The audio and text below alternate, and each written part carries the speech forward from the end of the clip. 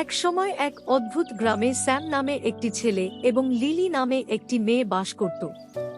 Sam এবং lily ছিল সেরা বন্ধু, যারা তাদের খেলনা থেকে তাদের স্বপ্ন পর্যন্ত সবকিছু একসাথে ভাগ করে নিয়েছিল। এক রৌদ্রোজ্জ্বল দিনে নদীর ধারে খেলার সময় তারা মাকসার জালে আটকে থাকা একটি সংগ্রামী প্রজাপতিকে লক্ষ্য করেছিল। স্যাম অবিলম্বে এটিকে মুক্ত করতে চেয়েছিল, কিন্তু লিলি পরামর্শ দিয়েছিল যে তারা প্রকৃতির উপায়গুলি বোঝার জন্য এটিকে কিছুক্ষণ পর্যবেক্ষণ করবে। তারা যখন দেখছিল, তারা দেখল মাকসা সাবধানে প্রজাপতির কাছে আসছে, সূক্ষ্মভাবে এটিকে ক্ষতি না করে জাল থেকে ছেড়ে দিয়েছে। তারা মাকসার ভদ্রতা এবং ধৈর্য দেখে অবাক হয়েছিল।